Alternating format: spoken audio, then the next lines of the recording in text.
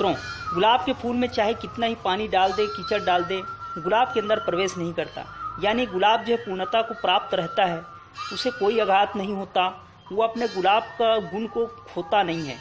आप भी वो सफलता हासिल कर सकते हैं, आप भी वो पूर्णता हासिल कर सकते हैं। आपके जीवन में धन होगा, आपके जीवन में भी मान सम्मान होगा, आपके जीवन भी सफलताओं की ऊंचाइयों को जाएगा।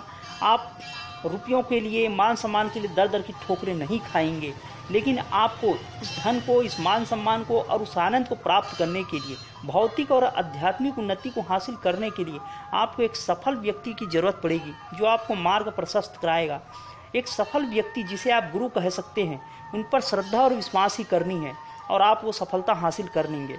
वही गुरु जो सफलता को हासिल किया है, जिन्होंने एक ऐसी क्रिया संपन्न की है जिससे उन्होंने सफलता हासिल किया है, या उस रास्ते पे चला है और उन कठिनाइयों को उसने सहन करके आपके लिए एक नया रास्ता लेके आया है, जिससे वह कठिनाइयाँ आपको प्राप्त ना हो। आप उस पर श्रद्धा करें, विश्वास करें और प्राप्त करेंगे। आपको सफल होने से, आपको अद्वितीय बनने से कोई नहीं रोक सकता। आप में वो सफलता आएगी, आप भी वो नाम कमाएंगे, आप भी उस आनंद को प्राप्त करेंगे। 18 साल की उम्र तक भी सिद्धार्थ के उसके पिता ने राजमहल से उसे निकलने नहीं दिया था।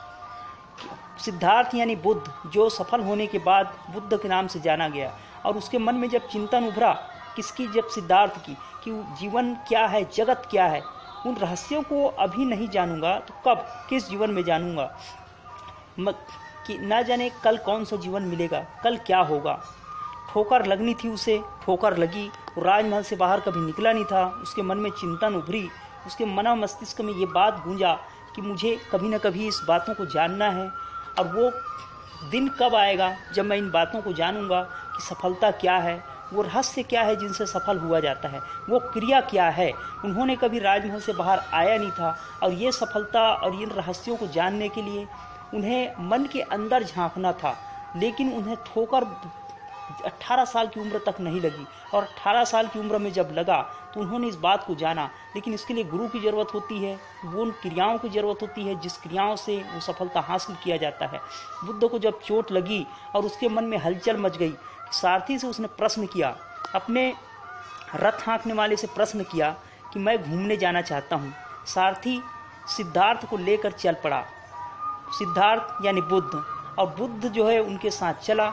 सारथी उन्हें घुमाने लेके गया। 18 साल तक तो राजमहल से बाहर कभी आया नहीं था, और सारथी जब चल रहा था तो उन्होंने ऐसे कुछ देखा। वह युवराज भोग विलास में लिप्त रहता था, राजमहल में पला था, बड़ा था, जहाँ नर्तकियों को जमघट रहता था, जहाँ सूरा था, शराब था, मस्ती थी। उन्होंने ऐसा कुछ देखा जिस बात को उसने अब तक कभी देखा ही नहीं था। वो नर्तकियों में लिप्त रहने वाला व्यक्ति सिद्धार्थ आज तक कभी दुख और थपेड़े को नहीं जाना था। सड़क पर निकले हुए चले जा रहे थे नर्तकियों से बाहर, उन दुख दुनिया में जहां उसे राजमहल के अंदर कभी नजर नहीं आया। उन्होंने देखा एक बूढ़े को, एक ऐसे व्यक्ति को जो कृशकाय था। उन्होंने देखा और सिद्धार्थ ने प्रश्न किया कि ये क्या है। उसके मुख से निकला या क्या कि ये क्या है, ऐसा क्यों है, मैं तो ऐसा नहीं हूँ। तो सारथी ने जवाब दिया, महाराज एक दिन आप भी ऐसे बन जाएंगे, क्योंकि धीरे धीरे यह शरीर बुढ़ापे में आ जाएगा, और तब हाथ में लाठी होगी, आंखें कमज़ोर हो जाएंगे, और शरीर आपका जो अभी हष्ट कष्ट दिख रहा है राजपूताना, यह नहीं रहेगा, निर्मल हो जाएगा। सिद्धार्थ ने कहा, क्या मैं भी ऐसा हो जाऊँगा इस बूढ़े की तरह? मेरी यौवन, मेरे सौंदर्य, क्या मेरे साथ भी ऐसा होगा? सिद्धार्थ ने कहा। तो सारथी ने प्रश्न किया, प्रत्येक के साथ ऐसा होता है, आपके साथ भी ऐसा होगा। कुछ दूरी जाने के बाद एक व्यक्ति लेटा हुआ नजर आया जो कि मर चुका था। उसे देखकर भी उसने प्रश्न किया, क्या ये लेटा हुआ क्यों है? सारथी ने जवाब दिया, हर किसी के साथ ऐसा होता है, आपके साथ भी होगा, मेरे साथ भी होगा। महाराज यह व्यक्ति मर गया है और इसको शमशान जलाने के लिए लेके जा रहे हैं। सिद्धार्थ तो बड़ा गहरा आघात पहुंचता है, और सिद्धार्थ सोचता है कि क्या मैं भी मर जाऊंगा? और सारथी ने जवाब देता है कि आप भी मरेंगे, मरना तो हर किसी को पड़ता है। सारथी ने उत्तर दिया, क्योंकि आप जिस रास्ते में गतिशील है वहाँ बुढ़ापा है, शमशान है, मृत्यु है, और आपको मरना होगा, मुझे भी मरना होगा, हर किसी को मरना होता है। अब आप जिस रास्ते में हैं वहाँ मरना ही है, आपको शमशान में जलना ही है। उसी क्षण से सिद्धार्थ के मन में चिंतन आरंभ हो गया कि वह क्रिया क्या है जिसके द्वारा मैं मृत्यु को प्राप्त ना हो सकूं, और अपनी पत्नी को छोड़कर घर से बाहर निकल गया। पिता ने रोका, प्रजा ने रोका, परंतु उसने कहा मैंने देख लिया, बार बार ठोकर मैं नहीं खाना चाहता। एक अदृश्य शक्ति ने मुझे ठोकर लगाई है। मैंने एहसास कर लिया है कि इस प्रकार का जीवन मेरे काम नहीं है, क्योंकि यह तो मृत्यु की ओर अग्रसर है। ये सुख, ये सोने चांदी, ये दास दासियाँ, ये राजमहल, ये राग और राग रंगनियाँ सिर्फ बुढ़ापे तक ही है। ये धन और दौलत सिर्फ बुढ़ापे तक ही है। मुझे वो चीज़ चाहिए जो आनंद का सागर हो, और जीवन के जिस पथ पर आप गतिशील है उस पथ पर निरंतर शमशान नज़दीक से नज़दीक आता जा रहा है। आप खुश हो रहे हैं, रंगरेलियाँ में फंसे हैं, आप प्रसन्न हैं, मिठाइयाँ बांट रहे हैं, जन्मदिन मना रहे हैं, अब बीवी के साथ आप समय खत्म कर रहे हैं। ये मृत्यु तक लेके जाएगी, शमशान तक लेके जाएगी। अभी जन्मदिन मना रहे हैं, 1 वर्ष और कम हो गया। जहाँ 18 साल हमारे जीवन खत्म हुए, 1 साल हमने और जन्मदिन मनाए, 19 खत्म हो गए। इस राजमहल के बाहर मैं निकला नहीं था, अब मैं जान गया हूँ कि वास्तव में जीवन क्या है। मैं जबकि मिठाइयाँ बांट रहा था, अपने जन्मदिन की खुशियाँ मना रहा था, उसके अलावा मैं मिठाइयाँ भी बांट रहा था, जबकि मुझे बुढ़ापा की ओर 1 साल और मैं पहुँच गया। मुझे उस जीवन यात्रा से मुझे भी निकलनी है, आप भी निकले, और यह मजबूरी है कि आप जीवन यात्रा पर निकलेंगे ही। तो कोई आपकी इच्छा नहीं थी, आप पैदा हुए, आपकी बचपन आई, आपकी जवानी आए, और आप बुढ़ापे की ओर जा रहे हैं, और मुझे भी जाना है। पर मैं नहीं चाहता कि इस बचपन और बुढ़ापे के बीच में मैं उस आनंद को, उस परमात्मा स्वरूप और उस रस को मैं खो दूँ। मुझे वो चीज़ जाननी है। रुपयों में और इन बाल बच्चों में उलझ कर नहीं रहना है। मुझे लाठी टेक के मरना नहीं है जिससे मुझे कोई ना जान सके। मुझे बचपन से बुढ़ापे तक की उस यात्रा में उसे जान लेना है कि जिससे सफल हुआ जाता है, और कईयों ने सफल हुआ है। मैं अपनी पत्नी और बच्चों में नहीं उलझना चाहता। ये सिद्धार्थ के वाक्य थे।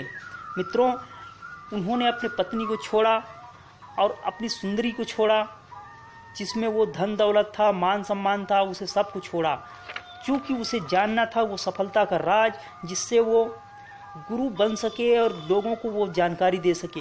और उन्होंने इस क्रिया को जाना। मैं आगे आपको बताऊंगा कि वो क्रिया क्या है, लेकिन आपको पूरी वीडियो देखनी होगी और आपको श्रद्धा और विश्वास के साथ उस क्रिया को करनी होगी, जो कि सनातन धर्म में एक गुप्त क्रिया है, जिसमें आपको बताऊंगा, जिससे आप अद्वितीय बन पाएंगे, जीवन में आप ऊपर उठ पाएंगे। वरना आपके बुढ़ापे में आपको कोई सहारा नहीं होगा, और आपके पिताजी को शायद गुरु नहीं मिला, शायद आपके दादाजी को नहीं मिला, और बाल सफ़ेद हो गए और वो इस दुनिया से चले गए। अर्थी में उठे हैं वो, और हर किसी को उठना होता है, लेकिन मरने से पहले उस क्रिया को जाने जिससे हम अमर होते हैं, जो कि आनंद का सागर है। लेकिन उसके लिए आपको गुरु चाहिए, जो सफल व्यक्ति है, जिन्होंने इस क्रिया को किया है, उस पर आपको श्रद्धा करनी होगी और आपको विश्वास करना होगा। वरना आपकी उम्र, हर किसी की उम्र यूं ही बीती चली जा रही है, और ठोकर एक बार ही लगेगी जीवन में। अगर आपको कहीं गुरु मिल जाए तो आप दंडवत करिए। आपको जब ये क्रिया मिले तो आप श्रद्धा और विश्वास के साथ उसे जान लें। आपकी सफलता निश्चित है, आप सफल हो ही सकते हैं और हो ही जाएंगे। आपकी सफलता की कोई बात भी नहीं है। जैसे बुद्ध ने अपनी ज्ञान की बंसी पूरे विश्व के अनेक देशों में बजाया, आपको भी, आप ज़्यादा नहीं कहता मैं, तो भी आपको दाने दाने के मोहताज तो होने नहीं पड़ेंगी। आपको रुपया पैसे के लिए तो गिड़गिड़ाने नहीं पड़ेंगी। आपको वो जागृत करना है, आपको क्रिया के द्वारा, जो मैं आपको बताने वाला हूँ, जिससे आपके सातों केंद्र जागृत होंगे और आप जान पाएंगे उस बातों को कि वास्तव में जीवन का रहस्य क्या है। तो मित्रों, आप वीडियो पूरा, मैं बार बार आपको कह रहा हूं कि आप अद्वितीय बन सकते हैं। मित्रों, आप में वो शक्ति आपके अंदर मौजूद है, जिसे आपको सिर्फ जागृत करना है। आपको सिर्फ वीडियो नहीं देखना है, आपको उस क्रिया को करनी है, जिस क्रिया को मैं जानता हूं। उस क्रिया को आपको करने से आपको ये तुच्छ लगेंगे, ये सुंदरी, ये सुरा, ये धन और ये दौलत, जिसके लिए आप गिड़गिड़ा रहे हैं, जिसके लिए आप अनेक साधना करना चाहते हैं, आप धन कमाना चाहते हैं, बहुत ही छोटी चीज़ है। आप इस क्रिया को करें, और आप यह वीडियो देखकर पीछे नहीं हट जाना। सिर्फ इसे टाइम पास का माध्यम नहीं समझना।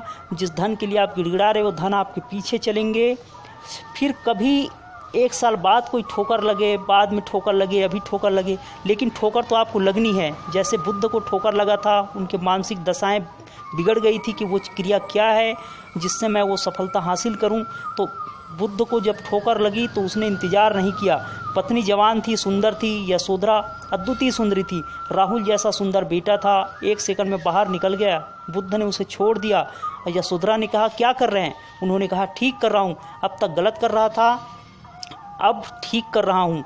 सब रोने लगे, परंतु उन्होंने कहा अब कुछ नहीं होगा, देख लिया मैंने जीवन की गति क्या है। मेरे पास धन है, दौलत है, जवाहरात है, मगर मैंने जान लिया कि ये सब कंकर पत्थर है। इस पत्थर कंकरों को मैं इकट्ठा कर रहा था।